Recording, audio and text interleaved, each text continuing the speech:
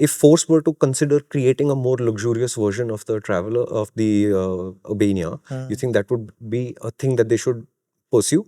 I mean, they are saying that they have partners through which they can get it done, or you can get it done through whoever you want. But they do have partners; they're not doing it in-house. Got it. So they are providing that option. But I do think with this kind of a vehicle, there will be families, like imagine this as a 6-7 seater for people traveling. It'll be such a happy tool. Like when I was driving it around, and I was alone at that time, I was driving from Pune to Mumbai, and I was just looking back thinking, man, this thing needs to be filled with people and you need to be going somewhere. It just has that vibe. And NVH levels inside? Awesome.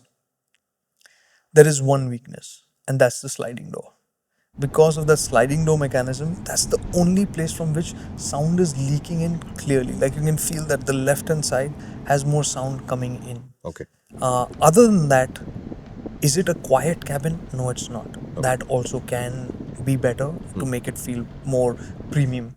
And I think these are the kind of things that a customizer would do. Okay. You know, add carpeting on the floors and whatever to increase the sound dampening and stuff like that.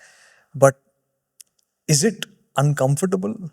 I'm just trying to get the picture of that idea of saying, if I were to make this a luxurious car, do I just need to add like better seats and a screen? No, you will have to do something with the sound insulation as well. Because I don't remember driving or getting driven around in Gurkhas and Travelers thinking, wow, what a nice quiet cabin. No, not this. But like poking around, the rear wheel arch, it has fabric cladding to reduce, sounds from the pebbles and stuff like that, to just soften that out at least. That is something you don't even see in cars at times, right? Very few cars you will see that kind of a cladding.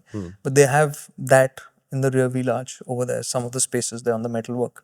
So the conclusion I am reaching, Karthik, correct me if I'm wrong, is that if I were to be in the fringe element case where I want to consider buying one because I have a large family and I travel around with them, buying one is a start of a process. And then you'll have to take 3-4 extra steps before it becomes like a routinely luxurious, comfortable, quiet cabin. As of now, what we're discussing, that this is a quirky and fun experience, but if you were serious about using this for your family, you would 100% want to put in a bit more effort and money into it to turn it into something that most people are not going to drive this themselves. But even to be driven around in, you'd want it to feel more car-like and more special, and you will spend a bit more for that. Got it. Right? It won't be just a question of removing a third row of seats. You will want to do more with it. Got it. And what's the price as is? 32 lakhs, which is about as much as a high cross, if you think about it. Yeah. So, and this is actually high. This is really high. And a couple of things, like another thing that surprised me, you're talking about comfort, right? The air conditioning, super powerful. And we've had issues with cars, right? In terms of cooling. Much smaller and stuff. cabins having many more issues cooling the cabin. This car also gets tinted windows. And I was like, man, this is feeling really nice. So I rolled down the window and I was looking at the edge. Yeah, it's got a factory tint, right? It'll be legal and everything, but yeah, it's there by default. So it's those details that just you look at and you say that, man, this is nicely done. They haven't like cut corners on saying that just because it's commercial vehicles, commercial, so we can wing it a little correct. bit. It's like the difference between the Isuzu D-Max and the Isuzu S-Cab. Right? And when they're approaching you, they look roughly the same. But when they park next to you, you look inside the cabin, you look at the S-Cab and say, I get it. Yeah. So, those are the things that made it feel really... I respected the car because of it, And to say... And as much as I enjoyed driving it, I was telling Shumi this, the day after I finished everything and I had to go back to Pune that day, I ended up driving the car for almost 7-8 hours, almost at a stretch, because we were out shooting something, then I had to drive it back up to Pune, and somebody, Akhil on Circles, spotted it very well because I had posted this picture of being stuck in the tunnel because of a jam, and he's like, that looks like a very big vehicle that you're in, right? Yeah. And I tried to keep the Urbania out of the picture. So it was that I was in the Urbania and I was stuck in that jam. So I had been on the road for about 8 hours. I got home, not thinking twice about it, but that night I wanted to sleep early, right? It's a combination of paying more attention. I think it's a combination of the sound as well. And as much as in that traffic, when I was stuck in the jam, then getting out of Pune, the clutch, yes, it's a bit heavy. The size is a lot. But does that bother you directly? No, it No, I'm doesn't. coming at it from another angle. I'm saying that let's say that I was part of, like your family was in Khopoli when you were growing up, where there were a bunch of brothers there for their wives Correct. and kids, and this is a largish group. Then you would say, hey, buying a 10-seater makes sense. Yeah. May not be a primary vehicle, but we do go to Nagpur every year like your family used to do, and it's perfect. It's got the space, it's got the ability to accommodate this function. But the way the car is sold today, you'd have to ask Force to go into their vendor network to turn it into that car. Correct. Whereas to me, this will remain a fringe car because this is not standard equipment.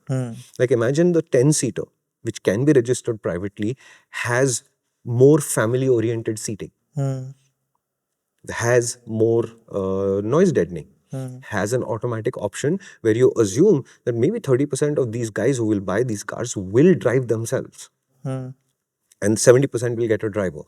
But I have the automatic option. And then you start turning this car into what feels like a large, luxurious van that approaches luxury at more or less the same level that the Innova does, which by all standards is not a super luxurious car. Correct. Right? If you put an Innova and what is it, Carnival next to it, then you see how the step up in luxury happens. We say we don't have to have the Carnival level, but can we get to the Innova level or Invicto level if you want? But can we get there? Then it becomes a viable thing saying, oh, I am spending 35 lakh rupees on a car, or it goes up from 32 to let's call it 37 lakh rupees. But I get all the functions that a basic family oriented large van should give me, plus all the cool bits that Force does so well for the van thing. Right. So as much as I get that idea of, from our standpoint, I think the experiment with the Force One, and it was a big experiment for them. I think Force kind of also focused more after that, saying that our focus Commercials. is the business side of things. Yeah. Right. And they have stuck to that ever since. Right. And so while for us it feels like, yeah, why shouldn't they? This is a vehicle that they have developed, engineered everything here. And Yeah. I'm not disputing that. I'm not disputing the idea that no matter what they do, 92%, 92.8% or whatever of these vehicles will always go to the yellow plated commercial guys, and therefore the 10-seater will probably be one of their least selling models. But I'm saying if Force really wants private citizens to come and buy these vehicles at more than marginally fringe numbers, right? Where there'll be a they'll need to do more for that. where I'm the cookie guy, right? I'm saying I have the money to buy an Innova, and I don't like it as a van because it doesn't have a flat floor, the seats don't come out of it easily, etc., etc., etc. The only option you will naturally gravitate towards is something like a Tempo Traveler. When you put that in the shape of a Force Urbania, then you're like, I could live with that. That's cool enough. Yeah. But it's not cool enough yet. Correct. Fair enough. MotorInc First is always free to watch on the MotorInc app. MotorInc app itself is free to download. So if there's any car or bike that has piqued your fancy and you'd like to know a lot about it, these are really long podcast format videos that tell you everything you need to know.